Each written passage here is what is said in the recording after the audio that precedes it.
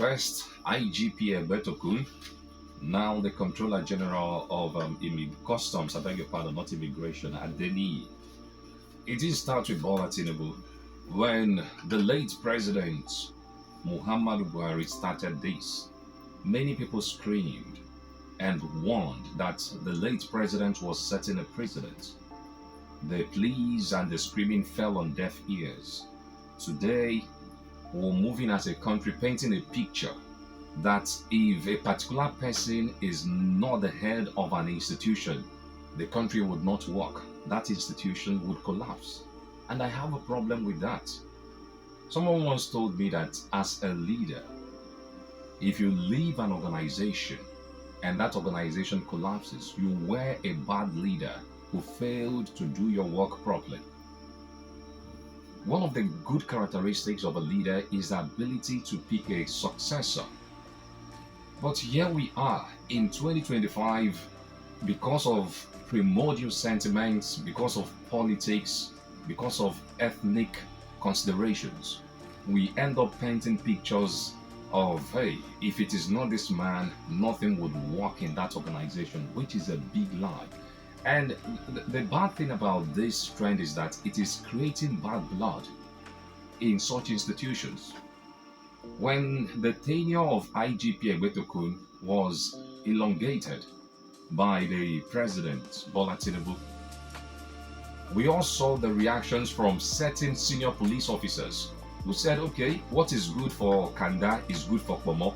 I will not go since his tenure has been extended. Why can't mine be extended? We saw senior police officers told that line. It took the intervention of maybe the president for some of them to leave. Now, what this means is those who were supposed to take over from these persons, automatically they've lost out. Some of them would retire this year. That means they will never have an opportunity of heading such institutions. God forbid, what happens if any of these men dies today? Would that organization come to an abrupt end? The answer is no. We saw that with the late Chief of Army Staff, Lagbaja. He died and his successor emerged. The Nigerian army is still flourishing today. The army did not dissolve because of the death of Lagbaja. We should stop creating unnecessary bad blood in the system. For Egbetokun, we all saw the reaction. At the point, the Southeast felt, hey, because Mba was supposed to be, or is the most senior police officer who is supposed to take over Egbetokun, that the powers that be do not want an Mba to take over from him. The reason why they extended his tenure. By the time Egbetokun is leaving, Mba would have been due for retirement. So when you try to, what kind of explanation would you give to people who believe that Egbetokun's tenure was extended because they don't want an Mba to become the DIG? So for me, let's stop creating unnecessary bad blood, especially when one is not necessary. We have capable Nigerians scattered everywhere.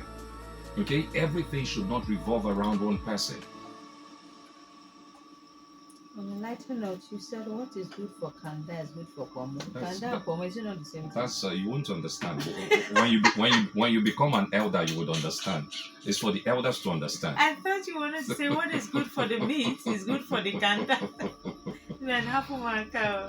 Actually, Nigeria is a crime scene. You know, things happen, people keep quiet, it becomes a norm. That's it.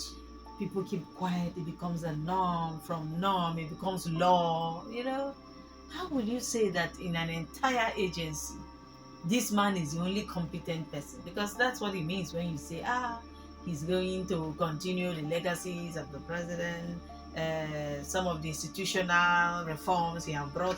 Did he do the reforms alone? Were there not men who were implementing the reforms? If I know how Nigeria works, his own is just to give directive. There are people who are implementing these reforms. Every time we make it look like this country is a banana republic, and people will just talk and talk and talk, and the person would still repeat it again. Just last week, we were screaming to high heavens about these appointments. And just yesterday there was another appointment. I didn't want to put it because it was provoking, right? There was another appointment yesterday, the Climate Change Council. Another Yoruba lady.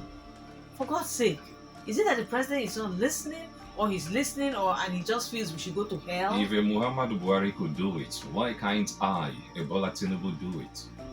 That's the mindset. Hmm.